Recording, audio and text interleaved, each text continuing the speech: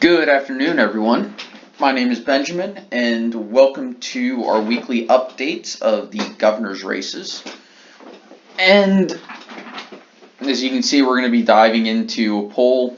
So I wanted to talk about the Arizona governor's race a little bit because they just had their primary. And Doug Ducey, in the only nonpartisan poll of what we actually got compared to what we were expecting, I don't think David Garcia was the expected opponent for Doug Ducey. I think there were a few others. Yeah, for example, he was expected to wipe Kirsten Sinema off the map. However, David Garcia is doing better, but there's still a ton of undecideds, and it is a historically red state, and Ducey is the incumbent in the race. All of that said, I'm not going to count Garcia out unless, polls indicate that we need to count him out, and even then, I probably still won't. For now, I'm going to keep its rating because that is an older poll, and there was a lot of undecided voters in that one. So I don't think it's unreasonable to do this. And of course, it was from a reputable pollster of Gravis. So this is a newer poll in Connecticut, showing about where I expected, and this kind of gives me the confidence I need to say, yeah, I was right. We should probably keep this at leans Democrat. Now, there is 12% undecided, and Lamont is basically going to wrap this up. But it's important to see that I've got some sense of guessing. Anyway, so that is where I'm going to keep Connecticut as leans Democrat. Florida, I don't think Andrew Gillum was expected to win. As a matter of fact, he only led in 2 polls of the Democrat primaries. And no one expected Ron DeSantis to win. And as we can see, there were 3 polls of the race beforehand. One I wouldn't even use to base anything off of because there was more undecideds than people who were decided. The next one I also wouldn't put too much stock in, is there were 20 and 27%, and I also probably wouldn't put much stock in the other one, of which there was 25% undecided. There was a Democrat affiliated poll, a partisan poll commissioned by some Democrat group run by Public Policy Polling, PPP, and that shows Andrew Gillum up by 5% with 9% undecideds. I think they're selling Gillum a bit too high, and I expect Republicans to come around, and especially if Rick Scott takes some time to campaign with DeSantis, I think they'll be okay. Plus, I'm a little skeptical of progressives, especially in the South.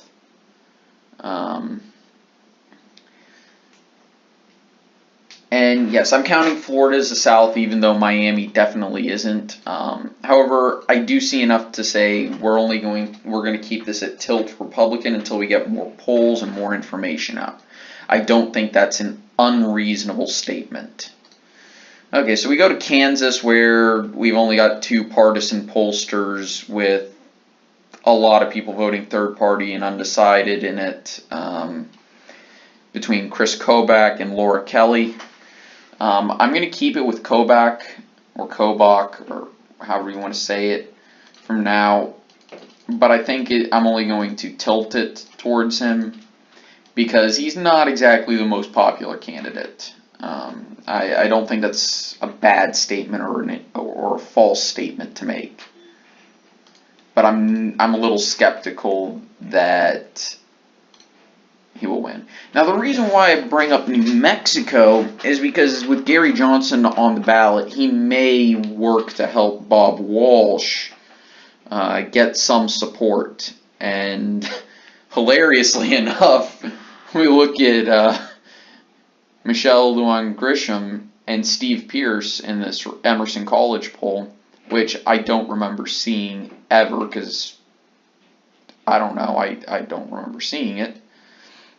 That's within 2%, but it has much higher undecided numbers than I would personally expect, especially when every other poll that hasn't been partisan towards the Republicans shows Michelle Grisham with a massive, actually a fairly massive lead and very few undecideds. We'll wait to see whether Gary Johnson has an effect outside of his own Senate race, but for now we're going to keep this as likely Democrat.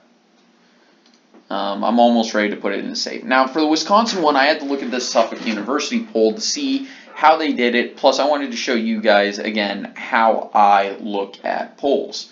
So, I really like the way they've laid this out. So, they go by region. So, there's 500 voters, and 500 is considered about the minimum of where you want to be if you're going to be looking at a pollster's sample size. So from northeast Wisconsin, that's kind of the Green Bay area, they got 22% of their sample. From the north, that's basically up near the Upper Peninsula in Minnesota, they got 8% of their respondents. In the west, along the Mississippi, closer to Minnesota, they got about 12% of their respondents. From the south, that's kind of right along the border of Illinois, excluding Milwaukee area, they got 20%, and the Milwaukee area, they got 35%. Which, from what I understand, the way the population is distributed around the state, that is correct. And then they have the entire questions. So they're expecting more women to vote than men. I don't think that's unreasonable. That kind of matches with what we know. Both nationwide and as far as I can tell from the state of Wisconsin. I think they did get the partisan representation correct in Wisconsin. I think the population, they should have made it a little bit older, but I think this is more than within the margin. I don't think this is a bad distribution of population. For statistical purposes only, ethnic background / ancestry, this looks correct from what I can tell. Wisconsin is a very white state, but I think it's closer to 90% if I remember correctly. As in, I think it is actually 90% is white. But other than that, I think this is well within the margin of error, so I'm just mentioning what I personally remember. So I could be very wrong, but they did a good job here. I'm not going to nitpick or say they did something wrong. I'm just saying what I remember. The election for Senate were held today. Tammy Baldwin, Leah Vukmer. We'll look at this one when we look at it, okay? We'll look at this poll, but just remember this data. There's enough undecideds to flip the race, obviously. But Baldwin is there. We're interested in the gubernatorial race, aren't we? So we're going to scroll down a little bit to, for governor, here we go. And we have Evers only slightly ahead of Walker, with a lot of undecideds and not many people even considering voting third party. Who would be your second choice, removing the first choice from the list? Only 13% say Evers, whereas 33% say Walker would be their second choice. However, there is an independent who, as a second choice, would get 20%. I suspect that's Republicans and Democrats contributing to this. I don't think many Republicans would want to vote for a Democrat. So I would say that most would call this independent. A lot would be undecided, and a lot would refuse, a lot would vote Libertarian. I suspect that's mostly Republicans. But Walker is apparently a pretty popular second choice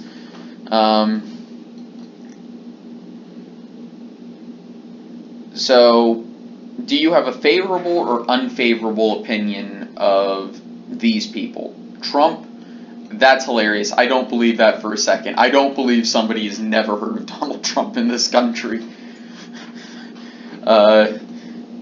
About 40% had a favorable view, 54% unfavorable, and 6% were undecided.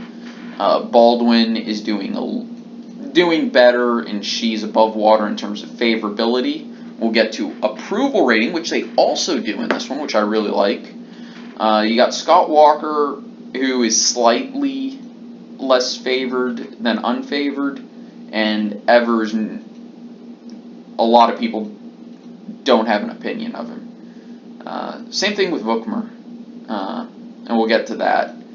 But she's less favorable than unfavorable. Most people think Wisconsin is heading in the correct direction, at least most Wisconsin residents do. More people approve of Scott Walker's job as governor than disapprove.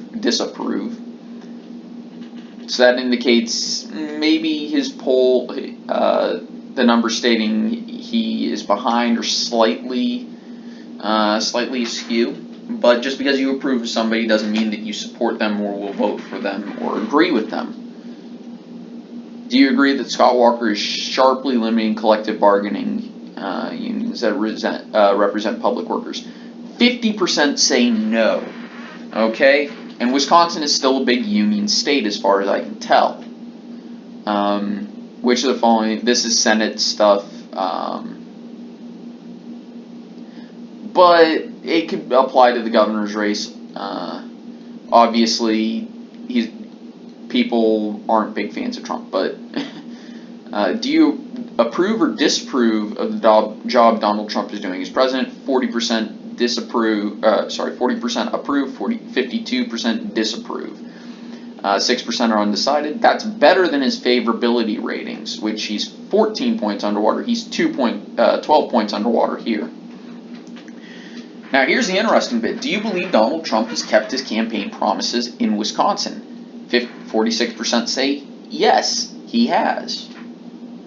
42% say no, he hasn't. And 11% say, I don't know. But this indicates to me, I think Trump may be doing better than this underwater rating that he has. Because generally, if you're thinking again, I think I stated this last time, but generally, if you're thinking that he's keeping his promises, you're probably on board with him. Is your standing of living better now than it was 4 years ago? Worse or about the same? 30% said better, 21% said worse, 47% said about the same. That means if we take out people who said it was about the same, which is the plurality, more people are better off than they were 4 years ago. I would believe that's a good thing for Republicans. Looking ahead a year, do you think you and your family will be better off financially, worse, or about the same? Again, people think they'll be better off. This is actually very good for the Republicans, in my opinion. About the same might hurt them, but they are way over the people who think they'll be worse off. How would you rate the economic conditions in Wisconsin? Over 50% think that things are very good. And if we include this, it's over 80% say that, hey, they're not bad. Only 10% think things are terrible. So that's, again, I think this is good news for the Republicans. The next two questions are about recent tariffs levied against different nations. Do you support tariffs leveled against China? Or levied, not leveled. And people are split, but more people don't like them. Do you support the tariffs levied on the EU, Canada, and Mexico? And a lot of people don't like them. In the 2016 presidential election, did you vote for, who did you vote for in 2016? And here it says that more people voted for Trump, a decent amount refused. Some people said they didn't vote, some people said they wrote in or voted for others. Not many voted for Stein, a decent amount voted for Johnson. Do you regret your vote in 2016? 94% of people said no. Do you regret not voting for those who didn't vote? And surprisingly, a lot of people didn't regret voting. And these are just to help them classify people. Are there any members of the household who are union members? And this is interesting. Surprisingly, 74% said no. Wisconsin, as far as I remember, is a right-to-work state, but they're still pro-union for the most part. Do you currently have children in the school system? This one shocked me because I thought more people were parents, but whatever. And how many members of your household, including yourself, who are gun owners? And almost 60% of people in the survey are gun owners. So that tells me that maybe the Republicans will do better than anticipated just based off of this number. But I could also be very wrong. So I'm going to keep this as a tilt to Evers, but Wisconsin is definitely on watch. I just wanted to go through that poll, show you what I was thinking about it, show you how I was thinking about it. And I wanted to show you guys that so that you can make your own decisions on the poll, so that you can form your own opinions about it.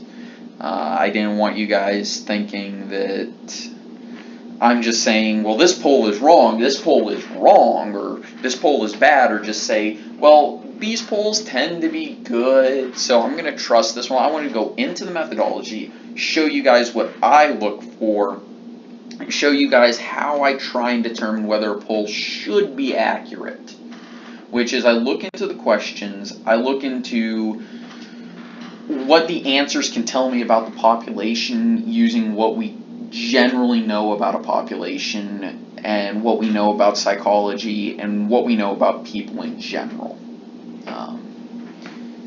So anyway, guys, I want to thank you so much for watching. I hope you enjoyed. Take it easy. Have a nice day. I'll see you guys next time. Bye.